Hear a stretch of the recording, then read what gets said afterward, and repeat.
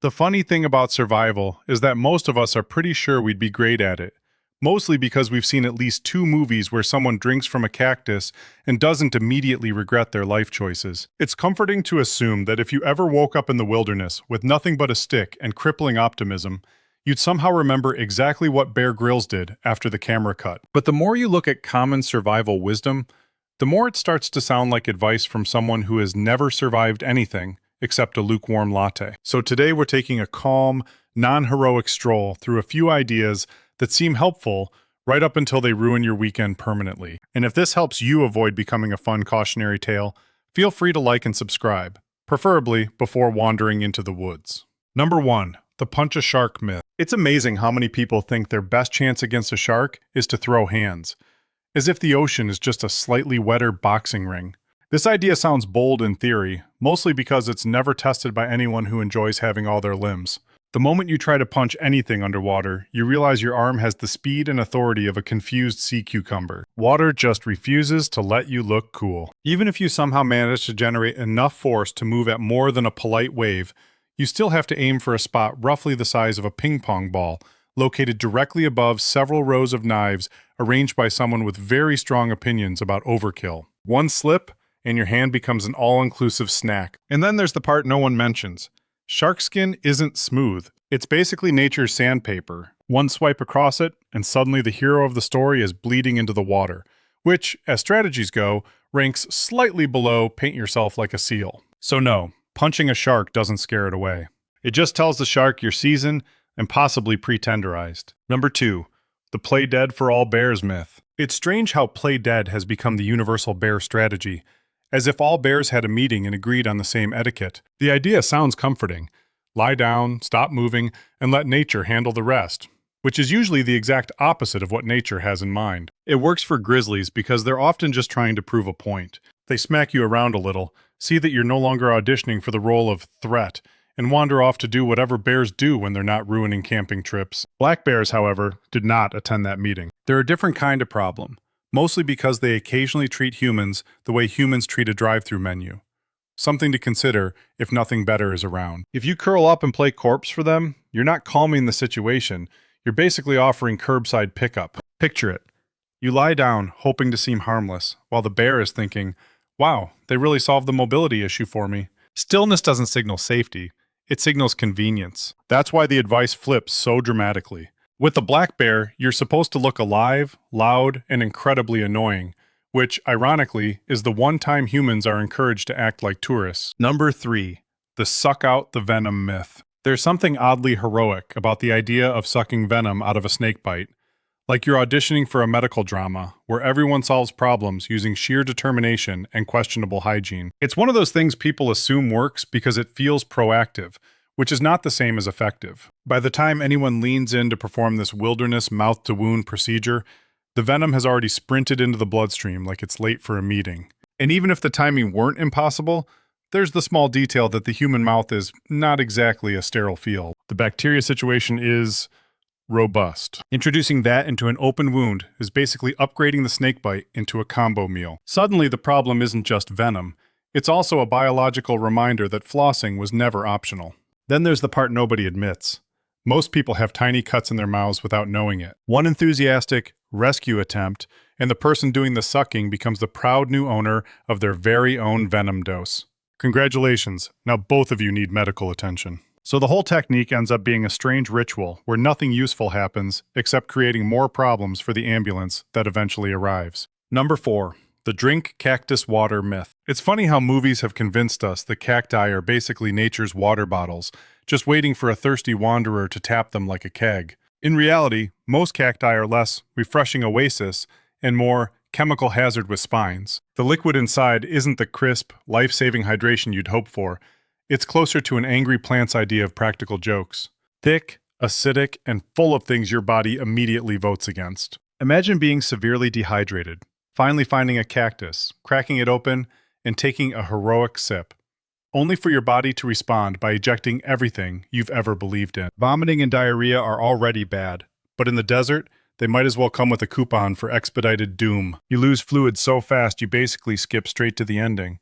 And the worst part is that there's technically one cactus species that won't ruin your day, which sounds promising until you try to identify it in the wild. Unless you spent your free time becoming a cactus sommelier, odds are you're just guessing which spiky cylinder won't send you into gastrointestinal meltdown. So while the cactus looks helpful, it's really just standing there, watching humans fail the world's harshest taste test. Number 5. The eat snow for hydration myth. Snow seems helpful in the same way that packing peanuts seem nutritious. There's a vague resemblance to something useful, and that's about where the benefits end. The moment you're surrounded by endless white, it's tempting to think nature is handing out free slushies. But snow is basically frozen disappointment with a side of hypothermia. The problem is simple. Your body has to melt it. And melting it takes heat. Your heat. So every handful of snow is like making a tiny withdrawal from your core temperature savings account. Except there's no customer service, and overdrafting means you quietly become a popsicle. You don't feel more hydrated, you just feel colder and slightly betrayed. And even if that wasn't bad enough, snow is mostly air. You'd have to eat absurd amounts of it to get the same hydration you'd get from a small sip of actual water. After a while, your mouth gets shredded, your lips crack, and suddenly you're discovering new ways winter can be unpleasant. So while snow looks like a convenient solution, it's more like the universe giving you a choice between being thirsty or being cold, and then judging you no matter what you pick. Number 6. The alcohol warms you myth. The idea that alcohol warms you up is one of those things that feels true mostly because it's comforting. Like telling yourself the fire alarm is probably just testing itself. That first sip really does create a warm, pleasant glow, which is great until you remember your body is not a mood ring. What's actually happening is that alcohol is politely convincing your blood vessels to open up and send all your precious heat straight to the surface, where it immediately escapes into the cold, like it has better places to be. It's a very convincing illusion, the kind that makes you think, wow, I'm practically a furnace, while your core temperature is quietly stepping out the back door. And just to make things more exciting, alcohol also shuts down shivering, which is your body's last-ditch effort to generate heat. So the one involuntary reaction designed to keep you alive gets replaced with a false sense of confidence and slightly worse decision-making. Picture someone standing in a snowstorm, feeling warm, relaxed, and increasingly unbothered by the concept of jackets. That's not resilience.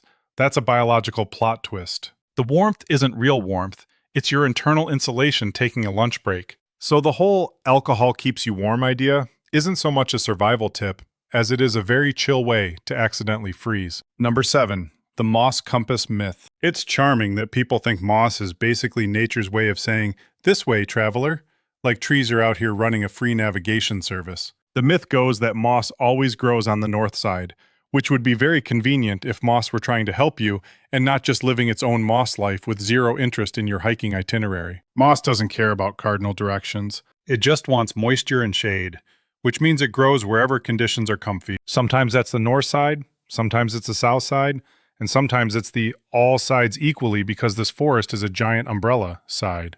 You can find trees so covered in moss, they look like they've put on a fuzzy green sweater, which is great for aesthetics and terrible for navigation. And relying on it leads to some interesting scenarios. You'll look at a tree, spot the moss, and confidently march in the completely wrong direction, only to discover that the moss was just enjoying a nice breeze and not trying to guide you to civilization. Nature doesn't care about your internal compass. It's busy doing microclimate stuff. So the moss trick isn't really a trick. It's more like asking a houseplant for directions and then being surprised when it ruins your afternoon. Number 8. The ration your water myth. There's something very noble sounding about rationing water, like you're starring in your own survival montage, and every sip is a dramatic choice. But the human body is a lot less cinematic. When you're dehydrated, your brain doesn't think, "Good job saving resources." It thinks, "I'm shutting down now. Enjoy the confusion." Trying to stretch a limited supply just means you stay thirsty long enough for your decision-making to wander off a cliff. It's one of those counterintuitive things. The water in the bottle doesn't help you unless it's actually inside you. People imagine slow, careful sipping keeps them alive longer.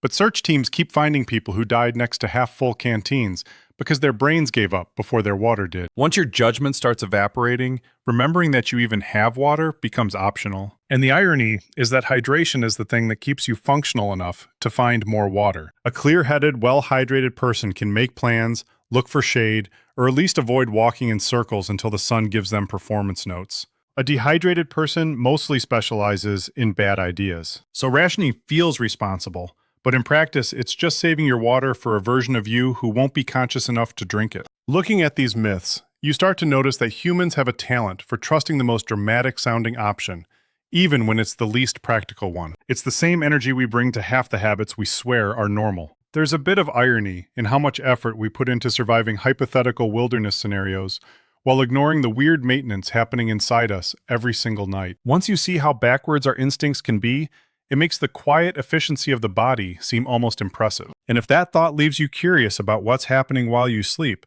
there's a whole world of nightly bodily chaos waiting in the next topic. It's surprisingly fascinating once you stop thinking about it too hard.